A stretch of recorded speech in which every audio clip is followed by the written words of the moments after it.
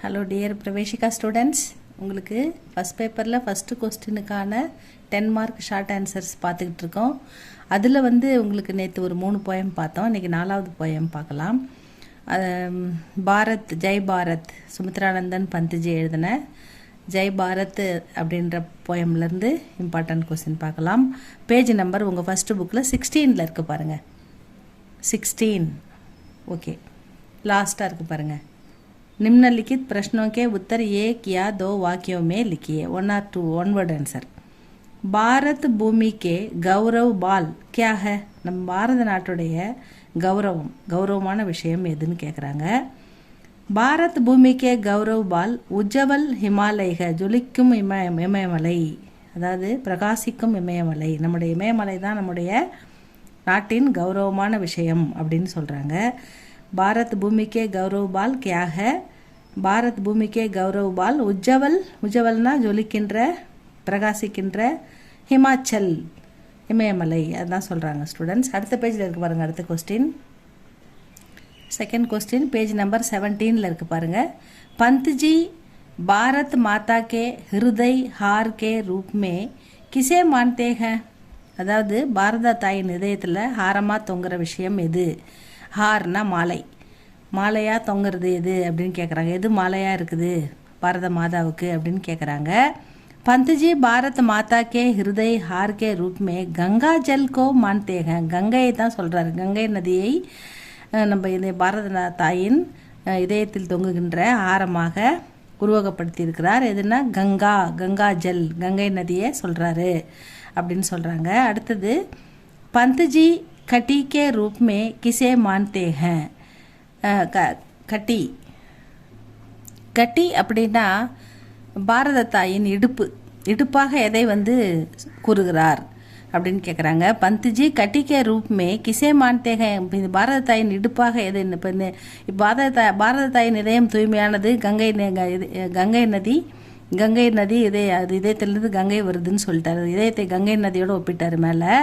அதுக்கப்புறம் இதயத்தில் தொங்குற ஒரு மாலையாக கங்கை நதியை சொன்னார். இப்போ இப்போ கட்டி இடுப்பு எது அப்படின்னு சொல்கிறார். பாரத தாயின் இடுப்பு எதுன்னா விந்தியாச்சல் கோ மான்தேக.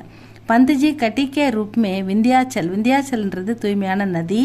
அந்த நதியை தான் நம்ம பாரத தாயின் இடுப்பாக கவிஞர் கூறுகிறார்.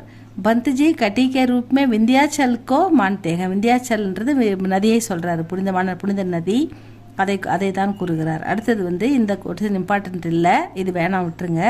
அடுத்து பந்த்ஜி 5வது பாருங்கள். பந்த்ஜி கிஸ்கோ அபராஜித்து ககத்தேங்க? பராஜித்து அபராஜித்து. இப்போ அபராஜித்துனா தோற்கடிக்க முடியாதது. கிஸ்கோ எது தோற்கடிக்க முடியாதது அப்படின்னு கேட்குறாரு. பந்த்ஜி கிஸ்கோ எதனை? அபராஜித்து ககத்தேங்க, தோற்கடிக்கப்படாதது, தோற்கடிக்க முடியாதது எது அப்படின்னு கேட்குறாரு. பந்த்ஜி பாரத்கே ராஷ்டிர துவஜ் அப்படின்னா தேசிய கொடி, நம்ம ராஷ்ட்ரிய ஜெண்டா அப்படின்னு எடுத்துக்கணும். அந்த திரங்கா மூவண்ண கொடி, அதுதான் கோ அபராஜித் ககத்தேக. அந்த கொடியை யாராலையும் தோற்கடிக்க முடியாது, நம்முடைய தேசிய கொடியை யாராலையும் தோற்கடிக்க முடியாது அப்படின்னு சொல்கிறாரு. பந்த்ஜி பாரத்கே ராஷ்டிர துவஜ்கோ அபராஜித் ககத்தேக. நெக்ஸ்ட் போயம் பேஜ் நம்பர் 26 இருக்குது பாருங்கள். சுமதீந்திர அவர் எழுதுந்து நயே வசந்த் லகாயே அந்த போயம்லேருந்து வந்திருக்கு. இதில் பாருங்கள், இதில் ஹம் நவ வசந்த் லகாயே போயம்லேருந்து கேட்டிருக்காங்க. இதில் பேஜ் நம்பர் 26 இருக்குது பாருங்கள். प्रश्नों का उत्तर एक या 2 वाक्यों में लिखिए. पीले पत्तों ने उपवन को किससे संवारा था? அதாவது பீலே பத்தோன்னா மஞ்சள் இலைகள், அதாவது முதிர்ந்த அந்த இலைகள் தோட்டத்தை கிஸ்ஸே எதனால் சம்வாரத்தை அலங்கரிக்கின்றன அப்படின்னு கேட்குறாங்க. பீலே பத்தோனே அந்த மஞ்சள் இலைகள் உப்பவன்கோ அந்த தோட்டம் இருக்குல்ல, அந்த தோட்டத்தில் அப்னே ரசசே தன்னுடைய ரசத்தால், ரசன்னா தன்னுடைய அந்த உடம்பில் உள்ள அந்த உயிர் சத்து, அந்த உடம்புல இருக்குது இல்லையா, அது மண்ணில் உழுந்து அந்த சேற்றில் புதைந்து அதிலிருந்து வர உயிர் சத்தால் தோட்டத்தை அலங்கரிக்கிறது அப்படின்னு சொல்கிறாங்க. தன்னுடைய சாற்றை கொண்டு, தன் உடம்புல இருக்கிற சாற்றை கொண்டு. பீலே பத்தோனே உப்பவன்கோ அப்பனே ரசே சம்வாராத்தா, தன்னுடைய ரசத்தால், தன்னுடைய உயிர் சத்தால், தனக்கு மீதி இருக்கிற அந்த உயிர் அணுக்கள், உயிர் சத்துக்களால் மண்ணில் சேத்துல விழுந்து மக்கி அதிலிருந்து வர உயிர் சத்தால் தோட்டத்தை அலங்கரிக்கின்றன, புதிய புதிய செடிகளை வளர்க்கின்றன. அதுக்கு தான் அது அலங்கரிக்கிறதுனா, புதிய புதிய இலைகள், புதிய செடிகள் வந்தால் தோட்டம் அழகாக இருக்கும் இல்லையா. அந்த பழுத்த இலைகள் கீழே உதிர்ந்து சேற்றில் மக்கி அதிலிருந்து உயிர் சத்துலேருந்து புதிய புதிய இலைகள், புதிய புதிய சிறு செடிகள் வருகின்றன. அதன் மூலம் அவை தோட்டத்தை அலங்கரிக்கின்றன அப்படின்னு எடுத்துக்கணும். பீலே பத்தோனே உப்பவன்கோ கிசிசே சம்வாரத்தா, எதனால் அலங்கரிக்கின்றன அந்த மஞ்சள் இலைகள். பீலே பத்தோனே உப்பவன்கோ அப்பனே ரசசே, தன்னுடைய ரசத்தால், சம்வாரத்தா தோட்டத்தை அலங்கரிக்கின்றன.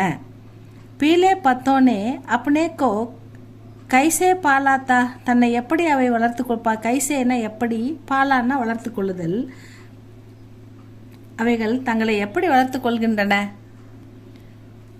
அவங்க முதிர்ந்து வயதாகி அதுங்க விழுந்துட்டா கூட தங்களை நிலைநிறுத்தி கொள்கின்றன. இந்த உலகத்தில் அதுங்க நிலைநிறுத்தி கொள்கின்றது. அது எப்படி, கைசே பாலாத்தா, தங்களை எப்படி நம்ம வயதாயிடுத்து படுத்துட்டோம் உதிர்ந்துட்டோம் அப்படின்னு இல்லாமல் மீண்டும் அவை தங்களை எப்படி நிலைநிறுத்தி கொள்கின்றன அப்படின்னு தான் இதுக்கு அர்த்தம் எடுத்துக்கணும். பீலே பத்தோனே அப்பனே கோ கைசே பாலாத்தா, கீச்சடுமே கடி கந்தி ஜடம் சே. கீச்சடு அதாவது கீழே அது உழுந்து போச்சு, அப்போ என்ன இருக்கும், சேறு மண், அங்கே தான் உழும் செடி கீழே நம்ம தண்ணி ஊற்றுறோம், சேறு சகதி மண் எரு இதெல்லாம் இருக்கும் இல்லையா. ஸோ அந்த இடத்துல அது உழுந்து அழுக்கான அந்த வேர்லேருந்து, ஜடம்னா வேர், கந்தி ஜடம்னா அழுக்கான வேர்லேருந்து சார் கீஞ்சிக்கர் அந்த சத்துக்களை உறிஞ்சி, பீலே பத்தோனே அந்த மஞ்சள் பழுத்த இலைகள் அப்பனேக்கோ பாலாத்த தங்களை புதுப்பித்து கொள்கின்றன, தங்களை நிலைநிறுத்தி கொள்கின்றன. கீச்சடுமே கீழே இருக்கிற அந்த சாக்கடை சேறு சகதியில், கடி கந்தி அந்த அழுக்கு தண்ணியில், ஜடோசே அந்த வேர்லேருந்து, சார் கீஞ்சிக்கர் சத்துக்களை உறிஞ்சி, பீலே பத்தோனே அந்த மஞ்சள் பழுத்த இலைகள், அப்பனேக்கோ பாலாத்தா தங்களை வளர்த்து கொள்கின்றன அப்படின்னு சொல்லியிருக்காங்க. இந்த 3வது கொஸ்டின் இம்பார்ட்டன்ட் கிடையாது, இது 2 மட்டும் பார்த்துக்குங்க ஸ்டூடெண்ட்ஸ். இவ்வளோ தான் ஸ்டூடெண்ட்ஸ் இந்த ஷார்ட் ஆன்சர். இதிலிருந்து 10 மார்க் உங்களுக்கு கண்டிப்பாக 5 கொஸ்டின் வந்துடும், 5 கொஸ்டின் கண்டிப்பாக வந்துடும். நல்லா படிச்சுக்கோங்க. நம்ம அடுத்த ரோமன் லெட்டர் அடுத்தது பார்க்கலாம். அடுத்த ரோமன் லெட்டர் நான் போட்டுட்டேன், 3 ஆத்தர் நேம் கேட்பாங்க, அதில் 1 கேட்பாங்க, அதுவும் போட்டாச்சு, எஸ்ஏவும் போட்டாச்சு. அடுத்தது என்ன இம்பார்ட்டன்ட்டு பார்த்துட்டு போடலாம் ஸ்டூடெண்ட்ஸ். இது படிங்க ஸ்டூடெண்ட்ஸ். படித்தா உங்களுக்கு லைக் பண்ணுங்கள், சப்ஸ்கிரைப் பண்ணுங்கள். தேங்க்யூ ஃபார் வாட்சிங்.